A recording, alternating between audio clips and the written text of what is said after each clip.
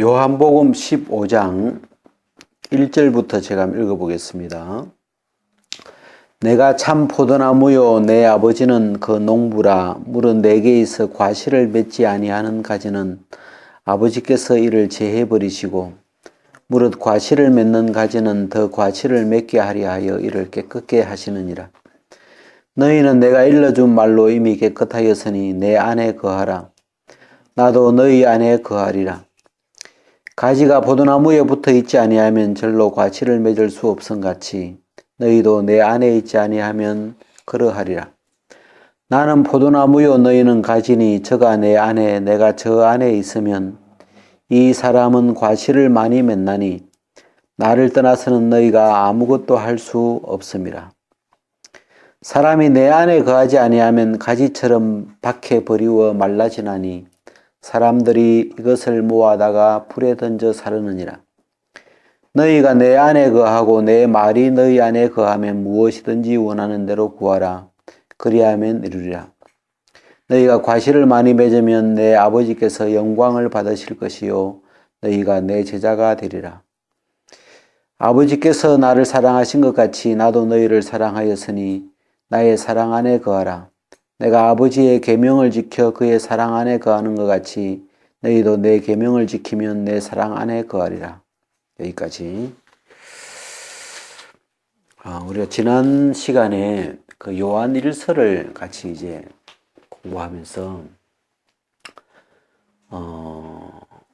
우리가 이 요한복음과 요한 1서가 그 요한이 저자잖아요. 그래서 요한복음하고 요한 1서는 이렇게 내용이 잘 흐르고 있는데, 이 요한복음에 이렇게 보면, 그, 하나님의 뜻은, 해가지고, 아들을 보고 믿는 자마다 영생을 얻는 이것이니, 그리고 요한복음 3장에도 하나님이 세상을 이처럼 사랑하사 독생자를 주셨으니, 이는 저를 믿는 자마다 멸망치 않고 영생을 얻게 하려 하심이라. 우리가 굉장히 유명한 말씀이죠. 어찌 보면 이 성경을 한 구절 안에 다 담고 있는 그런 구절들이 있더라고요. 그래서 우리가 익히 다 많이 들어본 구절인데, 하나님이 세상을 이처럼 사랑하사 독생자를 주셨으니 이는 저를 믿는 자마다 영생을 얻게 하려 하심이라. 사실 이 한 구절로 이렇게 성경이 그냥 한 구절 안에 이렇게 담기다시피 잘 성경을 잘 표현하고 있는 하나님의 마음이 잘 이렇게 표현되어 있죠. 그래서 하나님은 우리에게 독생자를 주셨죠. 하나님이 우리 이 세상에 주신 게 하나 있다면 독생자 한 분을 보내주셨어요. 그러면 우리가 받아야 할 것도 독생자 한 분이죠. 독생자 한 분인데, 최근에 이제 우리가 이 영생, 이 영원한 생명이라고 하는 이 영생을 그 아들 안에 두셨다. 이 부분이 참 마음에 이렇게 감사하더라고요. 그래가지고, 아들이 있는 자는 생명이 있고 아들이 없는 자는 생명이 없느니라. 우리가 여기까지 이렇게 이야기를 이렇게 했는데, 제가 이제 이 말씀을 이렇게 하고 지난 시간에 이제 이 말씀을 쭉 좀 이렇게 마음에 이렇게 묵상을 쭉 이렇게 하는데, 그냥 그 요한 1서와 연결돼서 그냥 떠오르는 게 이 요한복음 이 15장, 14장에 저가 내 안에, 내가 저 안에, 이 말씀이 자꾸 이렇게 마음에 이렇게 떠오르더라고요. 그래서 한번 좀 이 말씀을 이렇게 한번 좀 제 마음에서 한번 정리를 해봤는데, 그러니까 저가 내 안에, 우리로 치면, 너희가 내 안에 있고, 내가 너희 안에 있으면, 이렇게 이제 정리가 되는데, 내가, 그러니까 너희가 내 안에 있고, 너희가 내 안에 있고는, 이렇게, 우리가 이제 이 복음이 있고, 믿음이 이렇게 있다면, 너희가 내 안에 있고, 이 말씀은 복음에 해당하는 말씀 같아. 그냥. 그러니까 너희가 내 안에 있고, 너희가 내 안에 있고, 내가 너희 안에 있으면, 그가 내 안에, 저가 내 안에, 내가 저 안에, 이렇게 이제 다 같은 표현인데, 그러니까, 복음은, 너희가 내 안에 있고, 이 말씀을 이렇게 생각을 하는데, 지금 이거는 이제 이 결과잖아요. 너희가 내 안에 있고 그랬는데, 이걸 이제 어떤 진행형으로 바꿔보니까, 내가 너희를 받아들였다, 이런 뜻이더라고요. 너희가 내 안에 있고, 너희가 내 안에, 있게 하기 위해서 하나님이 내가 너를 받아들였어. 이게 복음이잖아요. 복음은 우리가 죄인이었을 때, 또 우리가 연약할 때, 우리가 원수 되었을 때, 하나님이 이 독생자를 우리에게 주셔서 당신의 사랑을 이렇게 보이셨는데, 우리를 하나님이 받으셨다는 말이죠. 그냥 있는 그대로, 죄인인 그대로, 우리가 어떠한 모습 그대로를 하나님이 이렇게 받아들이셔서, 너희가 내 안에 있고, 그래서 우리가 그리스도 안에 있는 자, 그러면 복음의 어떤 결론 같은 말씀이거든요. 우리를 그리스도 밖에 있던 우리를 그리스도 안으로 옮기셔서 그의 사랑의 아들의 나라 안으로 옮겨서 그리스도와 함께 살려놓으신 그래서 이 복음 쪽의 어떤 부분으로 좀 정리가 되고, 그 다음에 이제 이 믿음은 그 아들을 받아들이는 거잖아요. 하나님이 주신 이 아들, 영생을 가지고 있는 이 아들을 우리 마음 안으로, 내 안으로 받아들이는 걸 믿음이라고 하는데, 그래서 내가 너희 안에 있으면, 이거하고 이렇게 같은 표현이 너희가 나를 믿으면, 이런 표현도 같이 이렇게 맥이 이렇게 흐르더라고요. 그래서 이 믿음이라는 건 내가 너를 받은 것처럼 너도 나를 받아들여라. 이렇게 좀 이 말씀이 이렇게 요약이 되더라고요. 그래서 제가 이 말씀을 쭉 이렇게 생각하는데,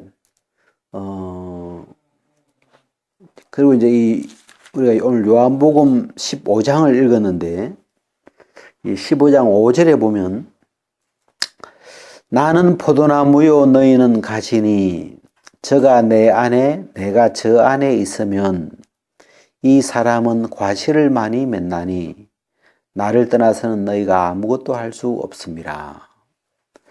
나는 포도나무요 너희는 가지니 저가 내 안에 내가 저 안에 있으면, 그래서 이게 저가 내 안에 내가 저 안에 이 이야기를 참 성경 안에서 오래전에 이렇게 읽었던 내용들인데, 이 저가 내 안에 내가 저 안에가 복음과 믿음으로 이렇게 좀 비추어지더라고요. 저가 내 안에, 내가 저 안에. 그래서 이 저가 내 안에는 좀 복음적인 표현이고, 내가 저 안에 있으면 이거는 믿음적인 표현이고, 그래서 그래서 저가 내 안에 내가 저 안에 있으면 이 사람은 과실을 많이 맺나니 나를 떠나서는 너희가 아무것도 할 수 없습니다. 그래서 그냥 우리는 그냥 이 아들을 받아들인 것밖에 없는데, 이 아들 예수를 믿은 것밖에 없는데, 예수님을 내 마음 안으로 믿어드린 것밖에 없는데, 그 하나로 저가 내 안에, 내가 저 안에 있으면 하는 이 두 조건을 이렇게 이루게 되더라고요. 그래서 저가 내 안에, 내가 저 안에 있으면 이 사람은 과실을 많이 맺나니, 이 과실을 맺는 조건을 이렇게 성경에 이제 표현했는데, 나는 포도나무요 너희는 가지니 저가 내 안에 내가 저 안에 있으면 이 사람은 과실을 많이 맺게 된다. 제가 이렇게 제가 처음 이 복음이 제 마음에 이렇게 믿어지고 얼마 안 있어서 이제 전도하고 싶은 마음이 막 일어났을 때가 있어요. 마음에서. 오랫동안 이제 중국 선교를 갔다가,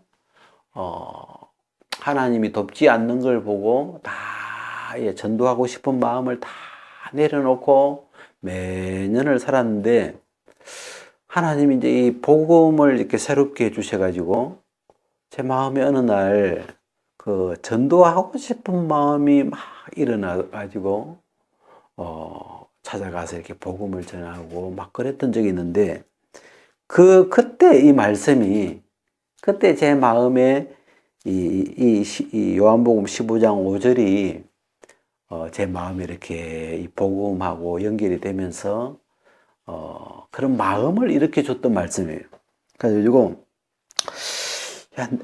저가 내 안에 있고 내가 저 안에 있으니까 이게 확신이 되니까, 복음을 믿는 이 복음과 믿음이 확실해지니까, 그러면 나는 과실을 많이 맺겠구나. 그 믿음이 마음에 이렇게 싹이 나더라고요. 그래가지고 그러면 하나님이 열매를 많이 맺게 하시겠구나. 그래가지고 그냥 이렇게 그렇다고 막 열매 맺으러 가자 막 이런 것보다도 그러고 있었는데, 이렇게 복음 전할 마음이 이렇게 일어나면서 찾아가가지고 이렇게 복음을 전하게 됐거든요. 제가 이 최근에 다시 이 말씀의 어떤 위치로 이렇게 돌아오면서, 내가 저가 내 안에, 그러니까 이 저에다가 나를 넣어보면 내가 예수님 안에 있고, 이건 내가 확실하고 복음이니까. 그 다음에 예수님이 내 안에 있고 내가 예수님을 믿으니까, 이 복음을 듣고 믿으니까 예수님이 내 안에 있지. 이 두 조건이 이렇게 분명해지면서, 그러면 나는 과실을 많이 맺을 수밖에 없겠구나. 하나님이 제가 이번 주 내내 어떤 말씀이 마음에 좋았냐면, 내가 네 안에 있으면, 한번 따라해 볼랍니까? 내가 네 안에 있으면, 예, 내가 네 안에 있으면, 여기서 내가는 이제 예수님인데, 예수님이 내 안에 있으면, 참 짧은 구절이지만 예수님이 내 안에 있으면 어떻게 될까요? 예수님이 내 안에 있으면 그 뒤에 어떤 이제 일어나는 그 뒤에 따라오는 구절을 이렇게 생각해보면, 내가 너희 안에 있으면 너희가 무엇이든지 구하라, 이런 구절들이 성경에서 따라오게 되는데, 우리의 가진 바 담대한 게 이것이니 무엇이든지 구하면 들으심이라. 그래서 왜냐하면 예수님이 내 안에 계시니까 이렇게 되는 거예요. 우리 성경에 뭐 요셉이나 다윗이나 무슨 이 많은 그 인물들이 나오는데, 예수님이 내가 그 안에 있으면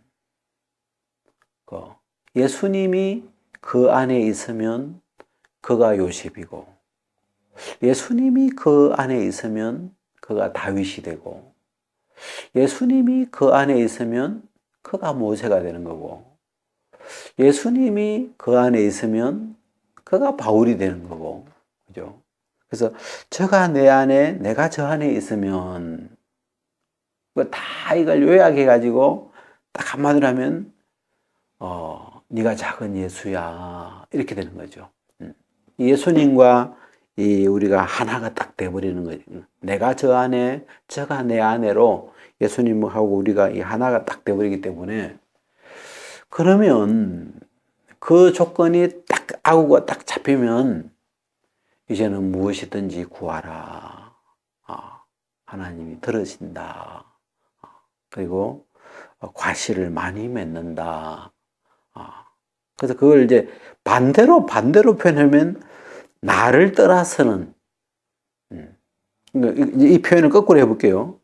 저가 내 안에 있지 않고 내가 저 안에 있지 않으면 뭐 아무것도 아무 열매도 맺을 수 없다. 이렇게 이제 되겠죠. 우리가 이제 서로 사랑하라 이런 말 있잖아요. 예수님이 내 계명은 서로 사랑하는 거다. 서로 사랑하라 할 때 이 사랑이라는 표현도 네가 나를 네가 나를 받아들이고 그대로 또 내가 너를 그대로 받아들이고 이런 표현 같아요. 그냥 내 안에 있고 요 표현으로 같이 연결을 시켜 보니까 말씀들이 다 맥이 이렇게 비슷하게 흐르는데 사랑한다는 어떤 그 표현 안에도 내가 저 사람을 사랑한다 이런 말에는 그냥 그 사람이 어떻든지 뭐 그 사람의 성질이 어떻든지 뭐 마음에 들든지 어떻든지 하여튼 그 사람을 그냥 그대로 내 마음에 받아들이는 이런 게 아닐까. 그리고 상대방도 나를 그대로 그냥 있는 그대로를 받아들이고 그럼 서로 사랑하는 거고. 그래서 이 사람 예수님이 너희도 서로 사랑하라. 내가 아버지 안에 있는 것처럼 아버지가 내 안에 있는 것처럼 이게 이제 어떤 이 복음의 아마 출발점이죠. 아버지 안에 예수님이 있었고 예수님이 아버지 안에 있었고 아버지가 예수님 안에 있고 그러면 거기서 예수님은 그 담대한 그 어떤 예수님으로서 하나님 아들로서 그 담대한 사역을 할 수 있었던 어떤 출발지가 거기서부터 막 있나면서 우리가 그 나사로 무덤 앞에 가서 예수님이 기도하는 거 보면 아버지께서 내가 구하는 걸 들으시는 줄을 아나이다. 그러면서 무엇이든지 진짜 나사로야 나오너라 할 수 있는 그 담대한 마음, 아버지 앞에 내가 무엇이든지 구하면 아버지께서 듣고 응답하신다는 그런 어떤 이 예수님의 그런 이 마음의 세계도 우리가 볼 수 있는데, 그래서 이 참 짧은 구절인데 저가 내 안에 있고 내가 저 안에 있으면 요 두 부분인데, 그래서 이걸 그냥 이렇게 한번 제가 좀 우리가 잘 아는 단어로 표현을 하니까 하나가 복음이고 하나가 믿음적인 이런 어떤 표현으로 이제 좀 정리가 되는데, 그래서 그냥 복음을 쭉 성경 안에서 복음의 내용을 정리를 해보니까 하나님이 우리를 받아들이셔서 우리를 그리스도 안에 하나님 안에 우리를 두셨다는 것이고, 그래서 그 복음 안에는 하나님이 우리를 받으셨다. 우리에 있는 모습 그대로 우리가 죄인이었을 때, 우리가 원수였을 때, 또 우리가 뭐 연약할 때 우리의 어떤 모습을 그대로 받으셔서 그리스도로 우리의 죄를 처리하시고 우리를 예수 안으로 옮기시고 다시 살리시고 거듭나게 하시고, 하나님이 받은 다음에 일이죠. 받으신 다음에 우리를 이렇게 이끌으신 모양인데, 그래서 하나가 복음이고 그래서 믿음이라는 건 그 예수, 우리를 다 받으시고 우리를 사랑하셔서 주셨던 그 예수님, 그 예수님을 너희도 너희 마음 안에 받아들이지 않겠느냐. 받아들여라. 예수를 받아들여라. 예수를 믿으라. 예수님을 너희 안에 두라. 이 표현이 이렇게 했더니 좀 정리가 이렇게 되더라고요. 그러면서 예수님이 그냥 이렇게 내가 네 안에 있으면 그런 소리가 막 마음에서 이렇게 막 맹맹맹맹맹 막 그 웽웽웽웽 하는 것처럼 네가 내 안에 있고 내가 네 안에 있으면 너희가 이 사람은 과실을 많이 맺나니. 그래서 하나님이 이 과실을 맺게 하시겠구나. 그것도 과실을 많이 맺게 하시겠구나. 막 이 말씀의 맥이 이렇게 마음의 믿음으로 이렇게 흐르면서 어찌 보면 형편적으로는 진짜 꼭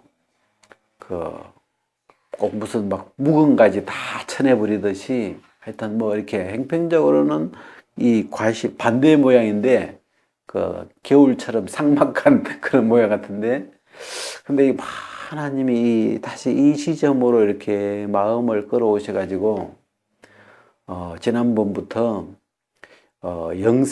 영원한 생명이, 이 생명이 그의 아들 안에 있는 것이라. 하나님이 이 생명하고 아들 믿으면 생명을 이렇게 따로 주는 게 아니고 아들 안에, 예수님 안에 영원한 생명을 넣어 놓으셨구나. 요게 이제 요게 하나로 이렇게 따로 있던 게 요게 하나로 이렇게 연결이 되면서 이 성경의 이 말씀들이 굉장히 쉽게 풀어진다고 할까? 간단하게. 그래서 이 그동안 우리가 쭉 이야기했던 이 복음이나 믿음, 이런 이야기들을 저가 내 안에, 내가 저 안에라고 하는 이 간단한 표현 안에 복음과 믿음이 잘 이렇게 표현되고 있고, 그 다음에 우리의 삶도, 주님이 원하시는 이 서로 사랑하라고 하는 이 삶도 원리가, 내가 저 상대를 그냥 그대로 이렇게 내 안에 두는 거구나. 그리고 서로니까 또 저쪽 상대도 나를 그대로 그냥 받아들이고, 그런 게 서로 사랑하는 거구나. 그러면서 이런 사람은 과실을 많이 맺나니. 그래서 막 하나님이 주실 이 과실에 대한, 열매에 대한 막 소망이 막 일어나고, 마음을 이렇게 하나님이 이렇게 새롭게 일으켜 주시는 게 참 이 한 주간 이렇게 즐겁더라고요. 그래서 아까 이제 우리가 이 14절에 보면 14장 요한복음 14장에 보면 10절에 보면 나는 아버지 안에 있고 아버지는 내 안에 계신 것을, 이게 다죠. 어찌 보면 예수 그리스도의 어떤 그 세계를 나는 아버지 안에 있고 아버지께서 내 안에 계시다. 그냥 이 구절로 예수 그리스도가 어떤 분인지 그게 좀 그 안에 다 표현되고 있지 않을까. 우리 보통 일상에서 이런 표현을 잘 안 써서 그렇지, 나는 아버지 안에 있고, 누가 건드리겠어요? 아버지 안에 있는 이 예수 그리스도를 누가 건드리겠어요? 이 아버지는 내 안에 계시고, 아버지께서 내 안에 계시면, 그죠? 누가 이 예수 그리스도를 이길 수 있겠어요? 그래서 이게 예수 그리스도의 세계구나. 그런 것처럼 아버지께서 내 안에 있고 내가 아버지 안에 있는 것처럼 똑같은 그 모양을 우리도 저가 내 안에 내가 저 안에 있으면 그리고 그때 같은 표현이 내가 저 안에 그리고 내 말이 그 안에 거하면 같은 이렇게 맥인데 그래서 내가 이번 주에 이렇게 그냥 내가 네 안에 거하면 그냥 이 말씀을 이렇게 쭉 마음에서 계속 이렇게 들어보면서 내가 이 내가라고 하는 그 예수님 안에는 난 너를 다 받아들였어. 나는 이게 네가 내 안에 있고 이게 되려면 네가 내 안에 있으려고 하면 어떻게 나를 다 받아들인 거죠. 하나님이 난 너를 다 받아들였어. 근데 너는 나를 받아들이지 않겠느냐 이렇게 믿지 않는 자에게 하나님은 말씀하시는 것 같고 나는 너를 다 받아들였거든. 너도 나를 받아들이지 않겠느냐 그렇게 표현하시는 것 같고 그래서 이 사랑이라는 표현이나 믿음이라는 표현이나 이런 성경의 여러 표현들이 이 안에 있다는 요 말씀 안에서 다 같은 어떤 그 맥으로 이렇게 흐르니까 굉장히 마음이 즐겁고 내 마음에서 뭐랄까 이 주님과 이렇게 하나가 딱 되어 있는 이 어떤 이 힘 어떤 그런 힘이 마음에서부터 이렇게 일어나게 하는 그런 구절이고 그래서 제가 이렇게 몇 년 전에 한번 요 말씀에 이렇게 머물러 있었던 적이 있는데 그때도 이렇게 하나님이 열매를 주시기 전에 이 말씀을 이렇게 먼저 주시면서 너희가 열매를 많이 맺나니 안에 있으면 그래서 그랬던 기억이 나요. 오늘 여기까지. 요한일서 5장 1절부터 제가 읽겠습니다. 예수께서 그리스도이심을 믿는 자마다 하나님께로서 난 자니 또한 내신 이를 사랑하는 자마다 그에게서 난 자를 사랑하느니라. 우리가 하나님을 사랑하고 그의 계명들을 지킬 때에 이로써 우리가 하나님의 자녀 사랑하는 줄을 아느니라. 하나님을 사랑하는 것은 이것이니 우리가 그의 계명들을 지키는 것이라. 그의 계명들은 무거운 것이 아니로다. 대저 하나님께로서 난 자마다 세상을 이기느니라. 세상을 이긴 이김은 이것이니 우리의 믿음이니라. 예수께서 하나님의 아들이심을 믿는 자가 아니면 세상을 이기는 자가 누구뇨? 이는 물과 피로 임하신 자니 곧 예수 그리스도시라. 물로만 아니요 물과 피로 임하셨고 증거하는 이는 성령이시니 성령은 진리니라.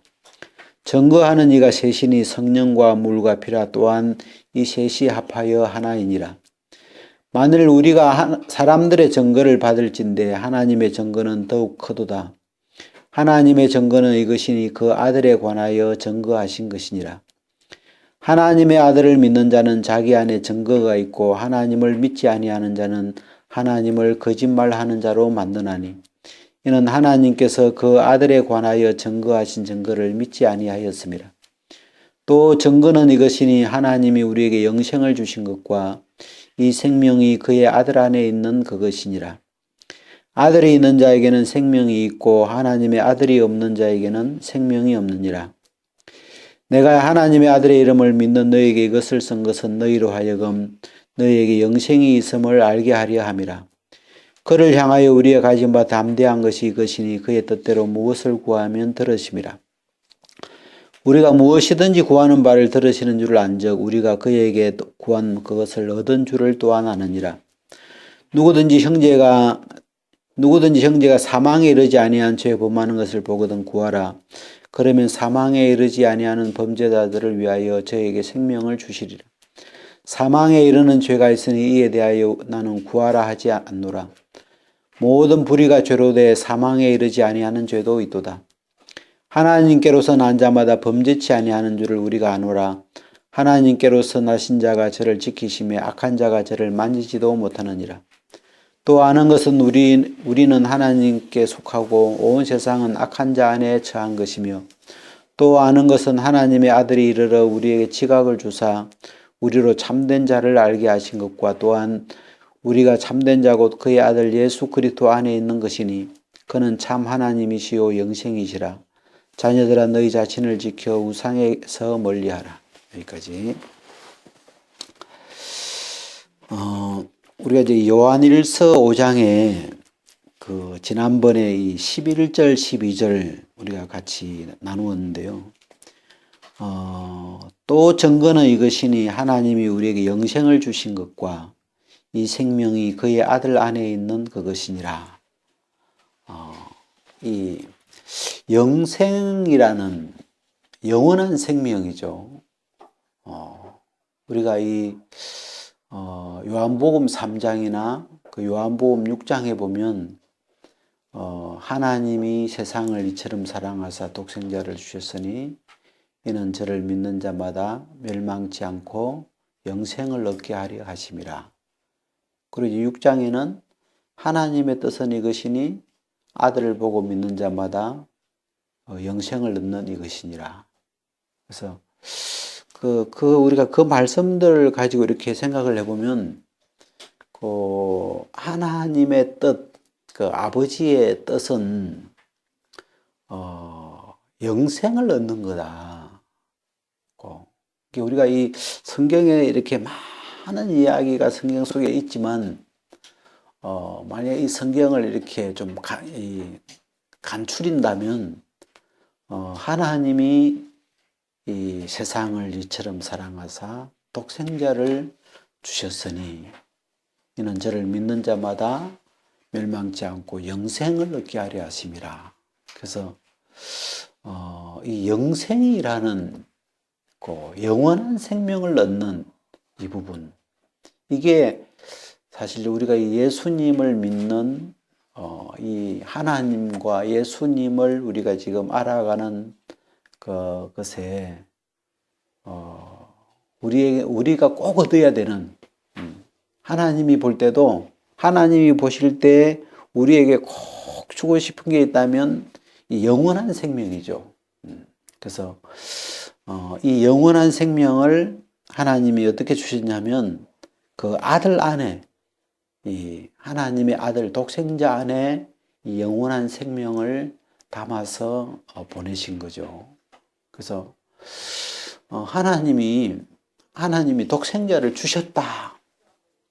하나님은 주셨죠. 그냥 이렇게 보내주셨는데, 이 독생자 안에, 그 아들 안에 영생을 담아 놓으셨기 때문에 사실은 모든 사람이 영원한 생명을 소유할 수 있도록 하나님 편에서는 아무 조건 없이 다 주신 거죠. 그래서 우리 편에서 하나님은 이 영생을 주셨고 독생자 안에 넣어서 주셨고, 그럼 우리 편에서 해야 되는 것은 받는 것밖에 없죠. 우리는 뭘 해야 되는 게 아니고 하나님이 이 영생을 담아 주신 그 아들을 마음에 이렇게 받아들이는 그것만 하면 되죠. 그리고 그걸 우리가 믿는다 이렇게 표현하는데, 믿음이라는 이 요한복음에서 믿음이라는 요 표현을 다른 말로 표현했을 때 영접, 요한복음 1장 12절에는 영접하는 자, 곧 그 이름을 믿는 자들에게는 하나님의 자녀가 되는 권세를 주셨으니, 이 영접이라는 것은 받아들이는 거죠. 이렇게 손님이 이렇게 밖에 오셨을 때 대문을 열고 집 안으로 이렇게 모셔드리는 걸 영접이라고 하잖아요. 그래서 받아들인다. 영어로는 리시버. 우리가 운동에서 리시버라는 말을 많이 이렇게 쓰는데, 상대방이 공을 이렇게 던져주면, 상대방이 공을 차주면 이쪽에서는 그 공을 이제 이렇게 받아들이는, 내 공으로 이렇게 받아들이는 이 과정을 리시브한다. 그런데 내 것으로 받아들이는 거죠. 그래서 이 믿음이라는 이 요한복음에 나오는 이 믿음의 세계는 받아들이는 거다.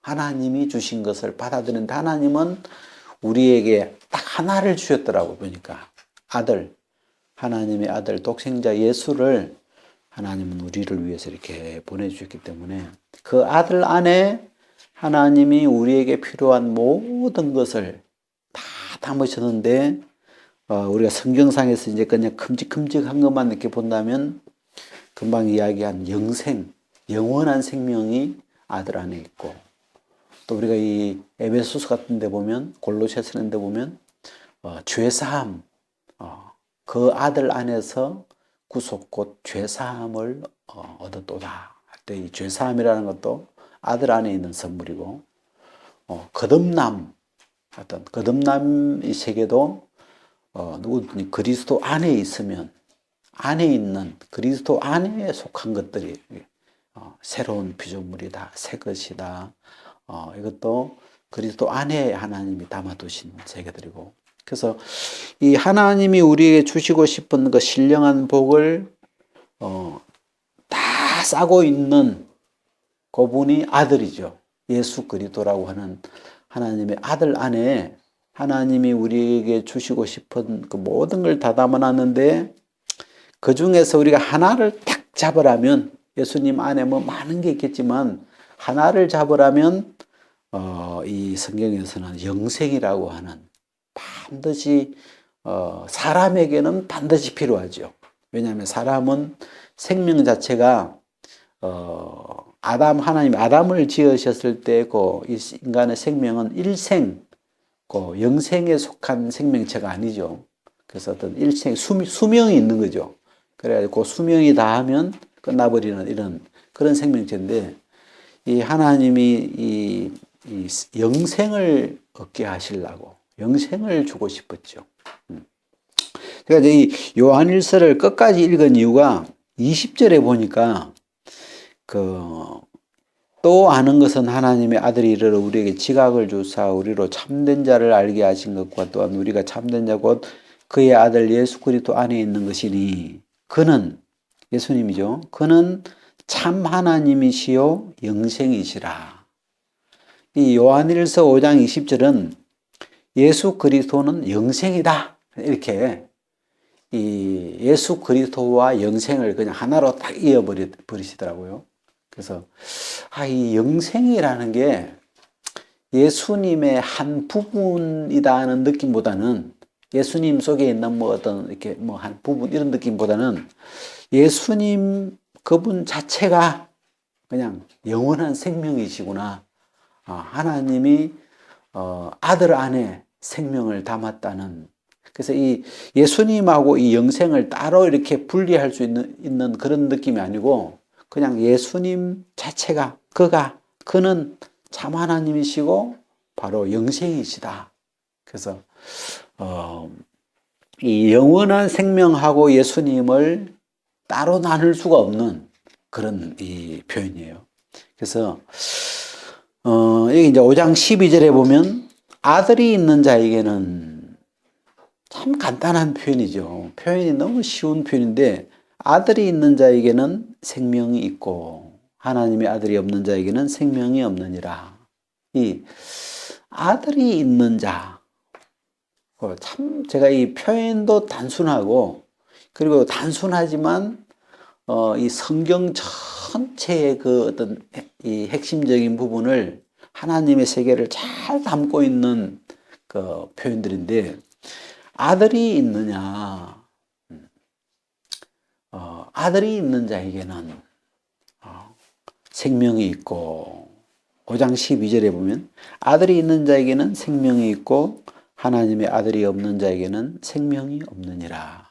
그래서 아들이 있나 없나로 하나님이 사람을 이렇게 보실 때 뭐 다 똑같은 사람이겠지만 하나님 눈에는 저 사람 속에 하나님의 아들이 있나 없나 그걸 보시겠죠. 저 안에 내 아들이 있구나. 하나님의 아들이 있나 없나를 가지고 이 사람이 지금 12절에 보면 두 종류로 이제 나누어지잖아요.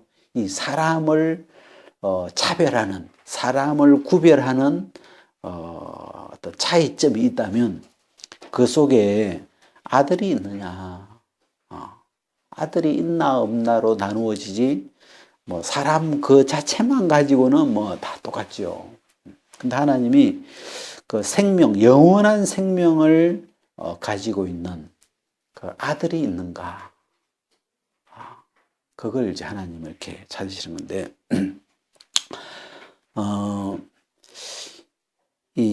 제가 이제 우리가 이 이야기하고 이제 쭉 우리가 요한복음 안에서 이렇게 그 표현 중에 저가 내 안에 이 표현이 참 단순한데도 뭐랄까 맛이 있더라고요. 저가 내 안에 내가 저 안에 있으면 이 사람은 과실을 많이 맺나니.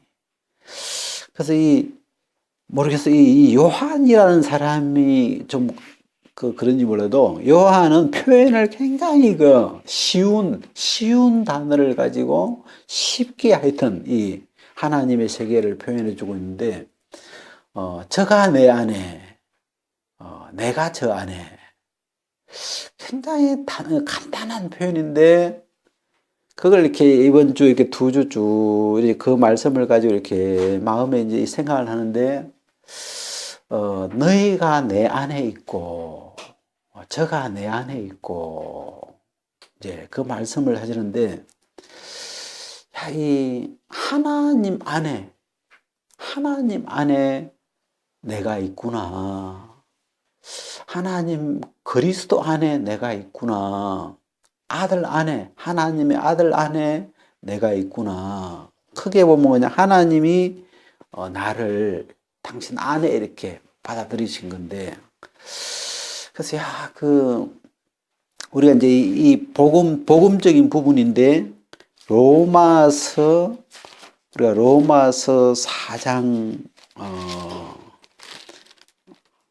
5장이죠. 로마서 5장에 보면 하나님이 우리를 받아들이실 때 5장 6절부터 보면 우리가 아직 연약할 때에 기약대로 그리스도께서 경건치 않은 자를 위하여 죽으셨도다. 그리고 8절에 보면 우리가 아직 죄인 되었을 때에 그리스도께서 우리를 위하여 죽으심으로 하나님께서 우리에 대한 자기 사랑을 확정하셨느니라. 또 10절에는 곧 우리가 원수 되었을 때에 그 아들의 죽으심으로 말미암아 하나님도 화목되었은즉. 그러니까 우리가 연약해서 죄에 끌려다니고 죄인이었고 또 원수였고 그럴 때 그런 상황에서 하나님은 예수 그리스도를 우리에게 보내시면서 당신의 사랑을 표현을 하고 계시죠. 그러니까 우리가 이 내용하고 아까 합쳐보면 저가 내 안에 할 때 하나님이 우리를 당신 안에 그리스도 안에 아들 안에 우리를 받아들이실 때 우리의 모습은 죄인이었죠. 죄덩어리였고 가시였고 어떤 원수였고 아무 쓸모없기는 그냥 해로운 존재고 거스르는 존재고 받아들이면 막 가시 같아가지고 가시 같고 바늘 같고 뭐 막 이렇게 막 오히려 상대를 찌르는 그런 존재죠. 그래서 그런 나를 하나님이 이렇게 그런 나를 내 모습 그대로 받아들였다는 게, 최근에 이제 인터넷에 비도라는 이름을 가진 사람이 이렇게 댓글을 올려가지고 뭐 대화를 하는데, 이 사람은 자기를 표현할 때 불 같대, 자기가. 자기는 막 타는 불 같은 존재라고 그렇게 이제 표현을 하는데, 그러니까 이제 뭐 네가 내 안에 이런 표현을 하니까 그 불을 품으면 되지 않겠습니까? 그러면서 이제 그런 표현을 이렇게 하는데, 진짜 그 하나님이 우리를 하나님 안으로 이렇게 받아들이실 때, 나를 받아들이실 때 정말 조금도 하나님에게 뭐 유익되거나 하나님의 보시기에 뭐 이렇게 뭐 괜찮은 것이 전혀 없는데, 정말 한마디로 그냥 원수 덩어리인데, 한마디로 죄 덩어리인데, 또 뭐 다른 좋은 표현 없을까요? 뭐 진짜 막 그 가시 같고 어떤 품으면 나에게 고통만 주는, 품으면 품을수록 고통밖에 줄 게 없는 그런 상대인데, 하나님이 저가 내 안에, 하나님이 이렇게 했고 저가 내 안에라고 하는 그 짧은 말 안에 이런 우리를 있는 그대로 내 모습 그대로, 뭐 우리가 우리 모습을 바꿀 수도 없었고 그냥 내 모습 그대로 하나님이 우리를 당신 안에 받아들이셨다는 게 참 이게 복음이죠, 그냥. 그리고 하나님이 먼저 우리에게 내가 너를 믿으면 받아들여 줄게 그렇게 안 하시고 먼저 복음이라는 건 믿음보다 먼저 된 거죠. 먼저 하나님이 우리를 사랑하셨죠. 우리가 먼저 사랑한 게 아니고 하나님이 우리를, 나를 있는 그대로, 현재 있는 모습 그대로 나를 다 받아주셨기 때문에 그냥 하나님은 조건 없이 그냥 나를 그대로 받아주셨죠. 그냥 연약한 대로, 죄 있는 채로, 원수된 채로 받아주셨어요. 그래서 그게 이제 하나님이시고 그게 하나님의 사랑이고, 그래서 그 사랑의 표현이 이 예수 그리스도를 보내셔서 그분의 죽고 부활하심으로 당신의 사랑을 확정하셨죠. 그래서 이 복음을 우리가 복음 그러면 예수님의 죽고 부활하심으로 이렇게 이야기하는데, 복음을 다른 말로 하면 아들이더라고요. 아들. 복음이 뭐냐 그러면 아들에 관하여 하나님이 약속하신 것이죠. 아들이죠. 하나님이 우리에게 주신 아들, 그분 자체가 복음이죠. 그래서 이 복음이 굉장히 명확하게 표현되어 있는데, 그 짧으면서도 복음이 잘 담긴 표현이 저가 내 안에 있고. 근데 제가 그 구절을 이렇게 읽으면서 우리가 누구를, 어떤 다른 사람을, 나 말고 어떤 나 아닌 다른 어떤 사람을 내 안에 품는다는 게, 그 사람을 그대로 받아들인다는 게 정말 쉽지 않잖아요. 정말 이 사람이라는 존재 자체가 본질적으로 이 가시 같기 때문에 너무 까칠하죠. 하여튼 그래가지고 그 가시, 우리가 여러분 목에, 제가 옛날에 이제 학교 다닐 때 토끼를, 실험실에서 토끼를 가지고 실험을 해요. 이렇게. 그 토끼를 한 5마리 가지고 이제 실험을 이렇게 하고 난 다음에 그 토끼를 버리려고 하니까 너무 아까운 거예요, 그게. 그래가지고 그 토끼를 안 버리고 그걸 이제 잡아가지고 토끼탕 해 먹으려고 이제 토끼를 잡아가지고 토끼탕을 끓였는데, 이 고기가 맛있는 거예요.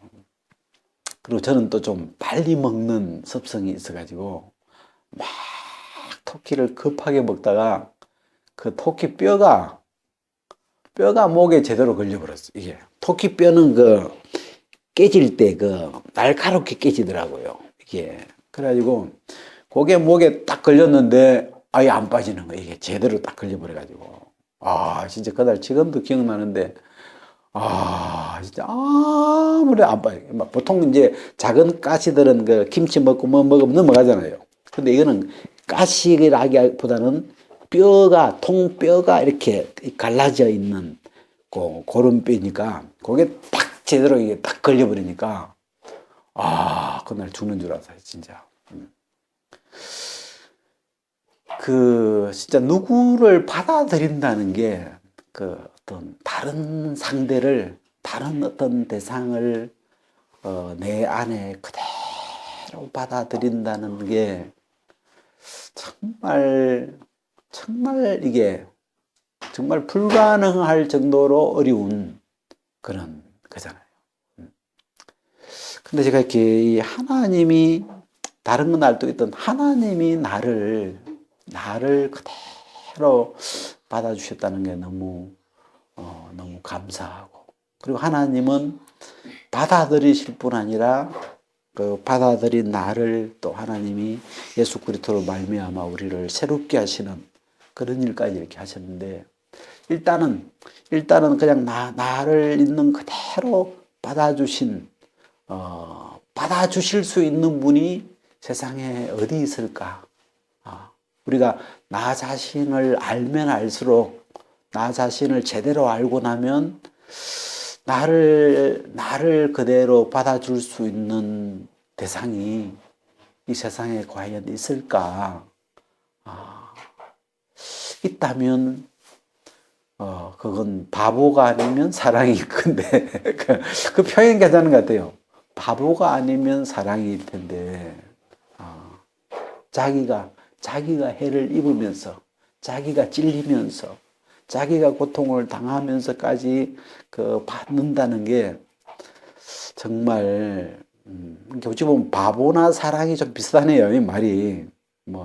우리가 딸 바보 그러고 할 때 좀 비슷한 말 같아요. 사랑이라는 말이. 사랑에 눈물 없다 그러고. 그래서 진짜 누군가를 품어 보려면 정말 이게 해보면 안 되는데 근데 이 하나님이 우리를 이런 우리를 마음에 정말 조금 더 조건 없이 그냥 있는 그대로 다 받으셨고, 우리의 허물과 우리의 죄를 예수 그리스도가 받으신 그분이 그 독생자를 희생시키면서, 그죠? 우리를 위하여, 우리 죄 때문에, 우리의 허물 때문에, 우리의 그 고집 때문에, 우리의 교만 때문에, 우리의 또 뭐 있습니까? 우리의 우리 때문에 이 예수 그리스도가 죽기까지 하시면서 우리의 허물을 받으신 거죠. 독생자를, 하나님 편에서는 당신의 하나밖에 없는 아들을 희생하시기까지 하시면서 우리를 받아주신 거 아니에요. 그래서 이 복음을, 이런 복음을 이제 한마디로 딱 줄였을 때, 저가 내 안에 있고, 참 말은 너무 간단한데 저가 내 안에 있고 할 때 참 말은 너무 쉬운데 실제로 우리를 하나님 안에 우리를 두시기 위해서 쉽지 않았죠. 왜냐하면 당신의 독생자를 못 박아야 했으니까 그게 쉽지 않은 거죠. 그래서 이 복음적인 표현을 이렇게 했구나. 그리고 이제 우리가 이제 복음을 믿는다 할 때 그 믿음적인 표현으로 그가 내 안에 예수를 믿는다 하는 그 믿음의 다른 표현을 찾아보니까 그가 내 안에 있는 예수님이 내 안에 받아들여지는 요 과정을 우리가 믿음이라고 하는데, 예수님이 내 안에 있는가, 아들이 내 안에 있는가, 다른 말로 믿느냐 이런 말이죠. 네가 하나님을 믿느냐, 네가 예수님을 믿느냐, 이것의 다른 표현이 아들이 네 속에 있느냐, 그리스도가 네 안에 있느냐. 그래서 이 신약에도 보면은 믿음으로 그리스도께서 너희 마음에 계시게 하시고 뭐 이런 표현이에요. 믿음으로 그분을 믿는다는 이 내용이 내 안에 그분이 계시도록 하는 거죠. 제가 이제 이 이야기를 좀 이렇게 해보니까 생각을 해보니까 하나님은 이러시는 것 같아요. 나는 너를 받아들였어. 나는 너를 있는 그대로 다 받아들였어. 그래서 넌 내 안에 있어. 그러면서 하나님이 너도 나를 받을 수 있겠느냐?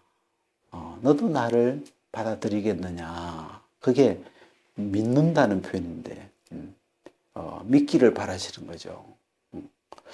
그래서 하나님 우리를 아낌없이 받아주신 그분을 알면 알수록 그분을 알면 알수록 받아들이시게 되겠죠. 들으면 들을수록 그런 분이라면 정말 이게 사실이라면 정말 나를 사랑하신 분이라면 우리 마음에 이렇게 그분을 그대로 받아들이게 되죠.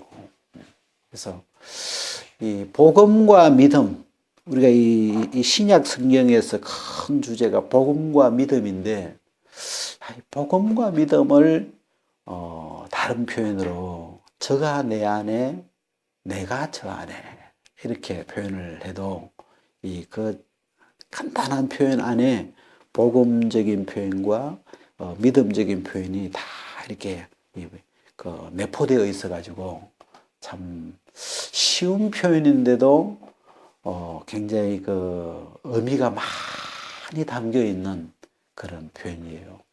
그래서 그 말씀을 가지고 이렇게 했는데 주님이 이렇게 길을 가면 내가 네 안에 거하면 이 말씀이 자꾸 속에서 몇몇 돌 내가 이게 하나님 편에서는 네가 내 안에 있고 그건 하나님이 하신 거니까 하나님은 받아들이셨죠.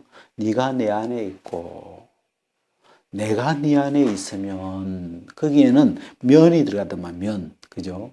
왜 받아들이는 사람이 있고 안 받아들이는 사람이 있으니까 그런가 봐요.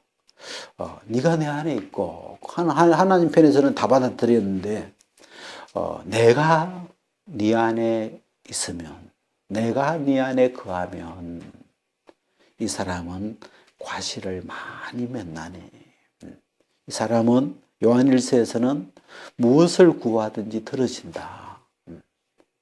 하나님은 다른 건 딱 조건 하나죠.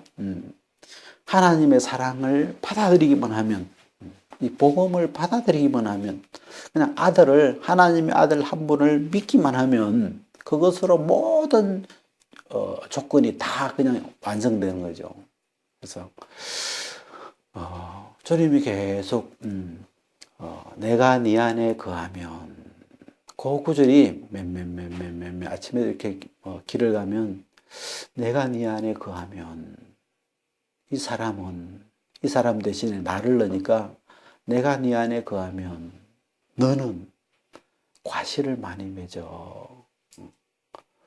그래서 주님이 내 안에 거하신다는 것.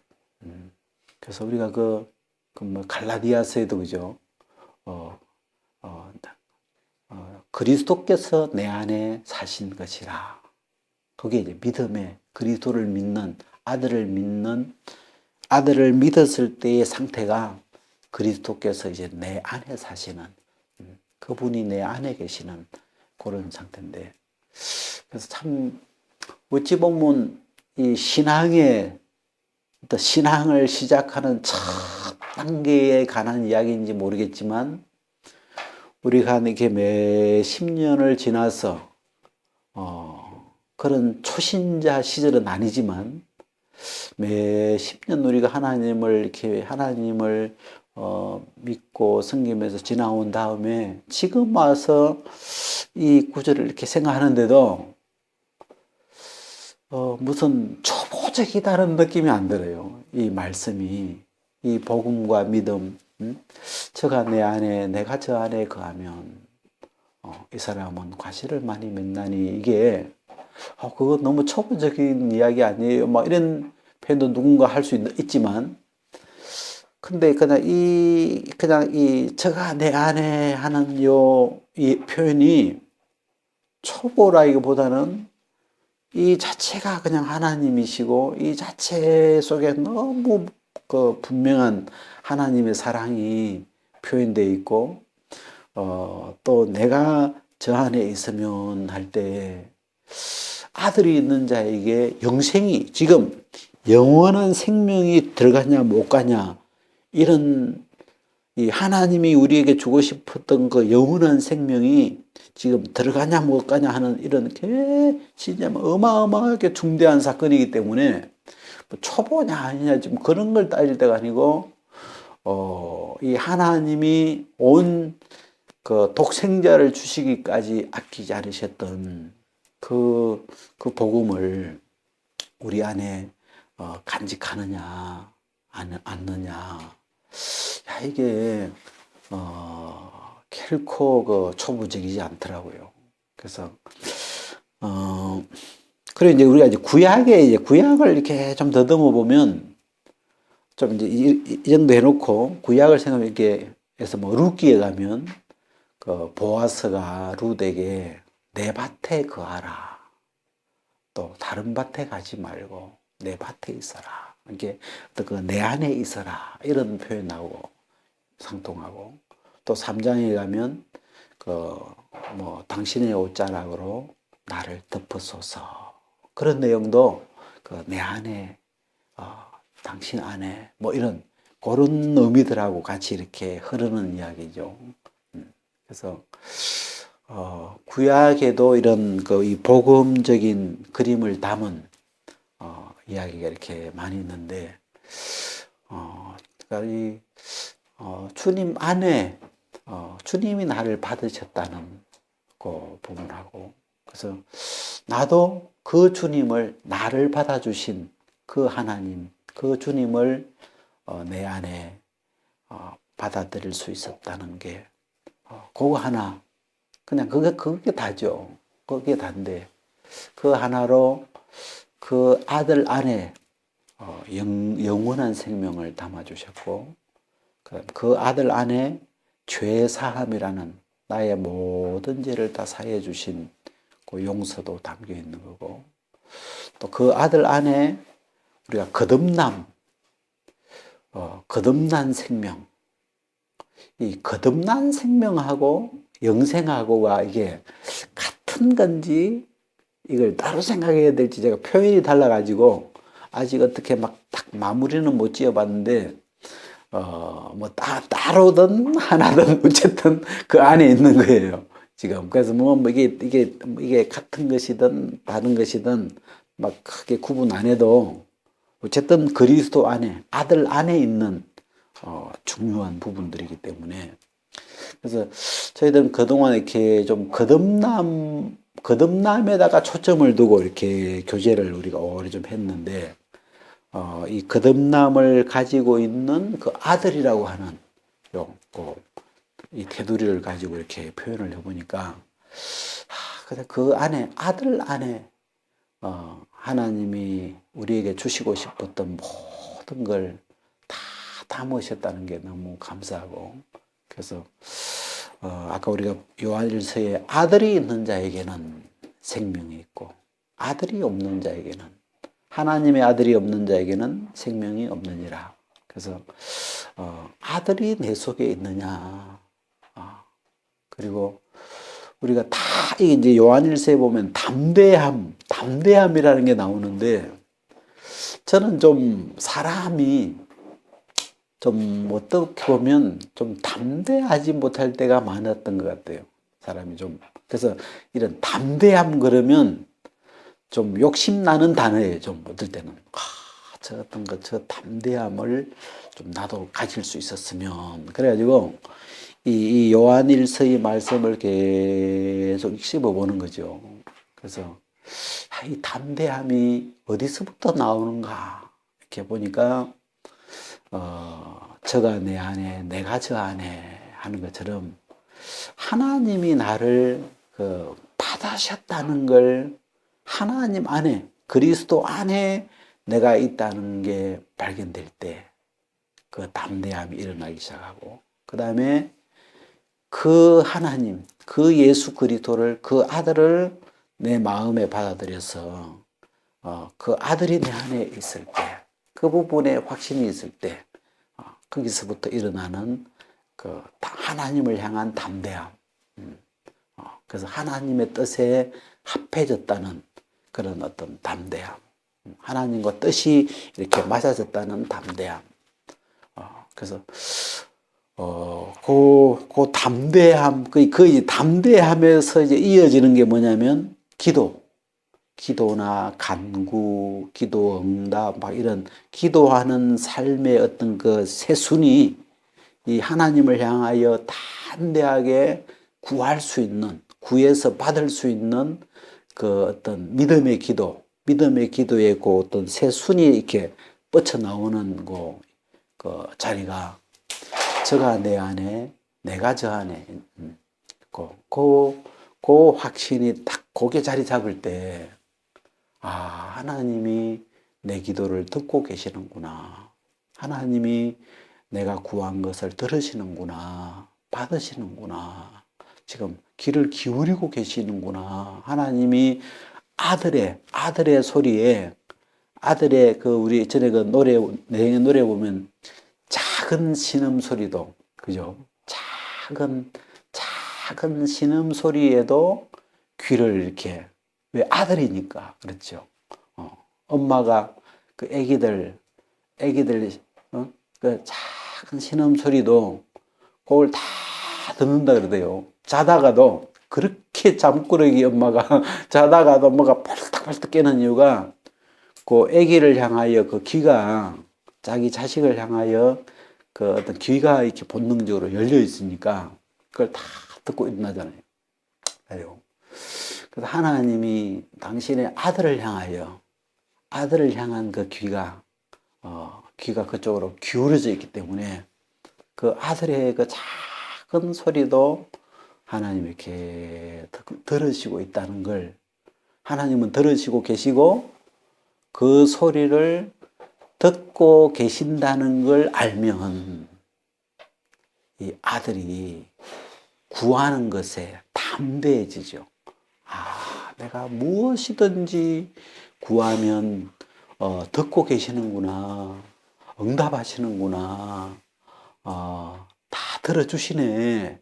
그걸 아니까 거기서부터 구할 수 있는 그 담대함. 왜?